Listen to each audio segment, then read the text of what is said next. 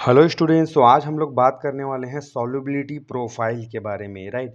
तो जब कभी भी कोई ड्रग कंपाउंड या ड्रग सब्सटेंस आता है तो उसको किसी भी डोजेस फॉर्म में इनकारपोरेट करने से पहले हमें उसकी सॉल्युबिलिटी प्रोफाइल को भली भांति जानना बहुत ज़रूरी है, क्योंकि अल्टीमेटली इस ड्रग का डिसोल्यूशन, डिसइंटीग्रेशन, एब्जॉर्प्शन, बायोअवेलेबिलिटी, जितने भी बॉडी में उसका जो ट्रांसपोर्टेशन होने वाला है, मूवमेंट होने वाला है, ये उसके सॉल्युबिलिटी पे, उसके पीएच पे, टेम्परेचर पे डिपेंड करेगा, राइट। तो सॉल्युबिलिटी को जानना बहुत ज़रूरी है। तो आइए समझने की कोशिश करते हैं कि सॉल्युबिलिटी प्रोफाइल बेसिकली होता क्या है, राइट।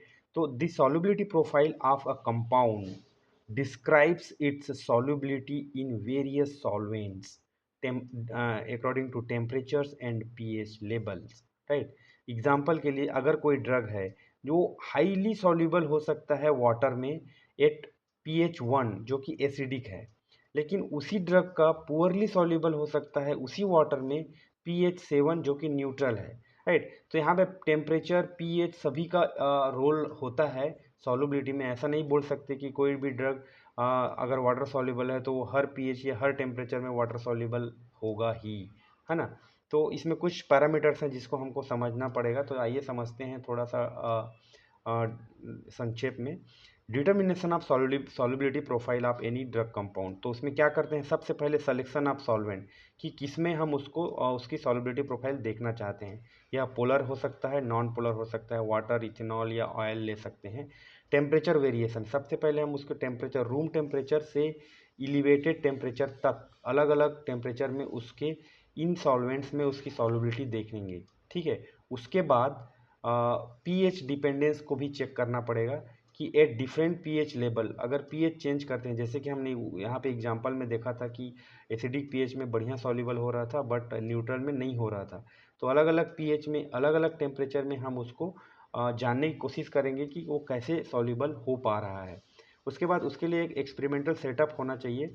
उसमें हम क्या करेंगे, we will prepare the saturated solution of each solvent under controlled condition like stirring rate और टेम्परेचर, मतलब कितने बार उसको घुमाने से वह घुल गया और कौन से टेम्परेचर में वह घुला, ये सब हम उसमें हमको डिटरमाइन हो जाएगा। वो सबको हम ऑब्जर्वेशन में लिखते जाएंगे।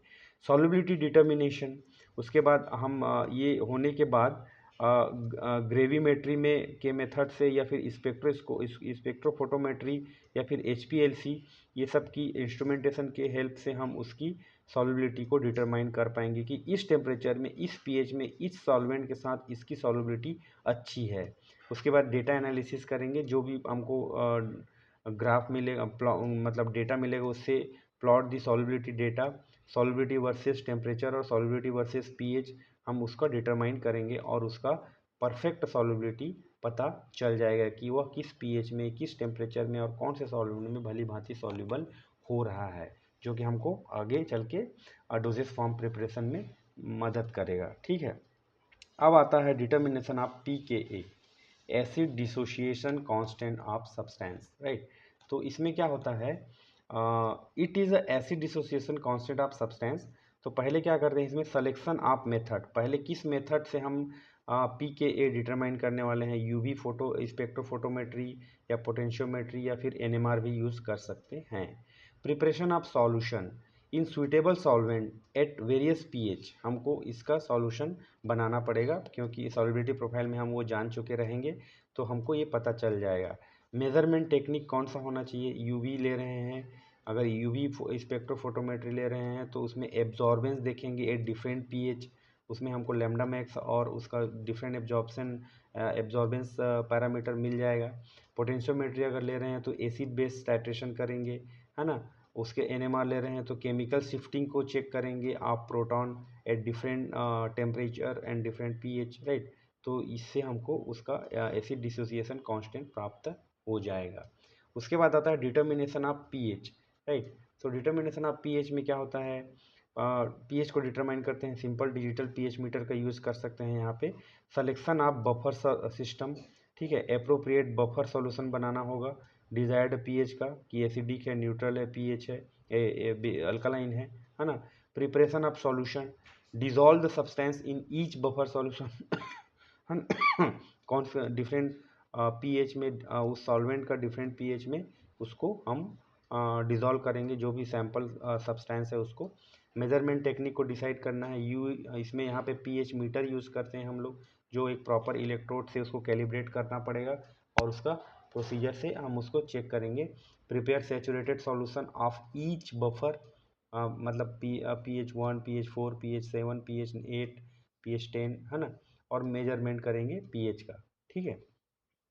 इसके बाद आता है पार्टीशन कोफिशिएंट, बहुत ही इंपॉर्टेंट टर्म है, राइट। तो इसमें क्या होता है पार्टीशन कोफिशिएंट, बेसिकली यह होता है, it is a measure of the distribution of compound between two miscible phase, typically between water and organic solvent, ठीक है। इसको के और पी से डिनोट करते हैं, या तो के से डिनोट करेंगे या पी से डिनोट करेंगे, ठीक है। तो इसका स्टेप्स कैसा होता है, सिलेक्शन ऑफ सॉल्वेंट्स, पहले हम वाटर लेंगे, वाटर प्लस ऑक्टेनॉल जनरली लिया जाता है। प्रिपरेशन ऑफ सॉल्यूशन, कंपाउंड को उसमें अलग अलग हम डिज़ोल्व करेंगे, है ना, एक बार वाटर में एक बार ऑक्टेनॉल में। उसके बाद equilibration, mix the solution allow to equilibrate, दोनों को मिला लेंगे अच्छी तरीके से और उसको रख देंगे। सेपरेशन करेंगे, उसके बाद अच्छे से घुल जाने के बाद सेपरेट टू फेज केयरफुली, कहीं दोनों मिक्स मत हो जाएं, है ना, आराम से। उसके बाद एनालिसिस करेंगे यूवी स्पेक्ट्रोफोटोमेट्री में या फिर एचपीएलसी में, तो हमको पता चल जाएगा कि किस सॉल्वेंट में कितनी मात्रा में वह प्रॉपर पार्टीशन हो पाया या घुल पाया, ठीक है। इसका फार्मूला होता है पी से डिनोट करने के बाद compound in organic solvent and compound in aqueous solvent, ठीक है। तो इससे हमको पार्टीशन कोफिशिएंट मिल जाता है। तो यह हो गया आपका solubility profile of the drug substance, right. तो इसमें बेसिकली बहुत ही संक्षेप में समझाने की कोशिश किया गया है, ताकि आप बेसिक एक आइडिया आपको हो जाए कि यह कैसे निकाला जाता है। यह नोट्स आपको टेलीग्राम चैनल में मिल जाएगा, लिंक मैं डिस्क्रिप्शन बॉक्स में दे दूंगा। आप लिंक को क्लिक करके यह नोट्स डाउनलोड कर सकते हैं, चाहे तो खुद का नोट्स बना सकते हैं by using some other reference standard book, और चाहे तो इसी नोट से पढ़ सकते हैं अगर आपके पास टाइम की कमी है, और if you are not able to understand by the huge data available in the different resources, तो यह समझने के लिए अच्छा है। और अगर आप जीपैट की तैयारी कर रहे हैं या फिर आप डीप नॉलेज चाहते हैं, तो always I recommend to refer the standard book, right?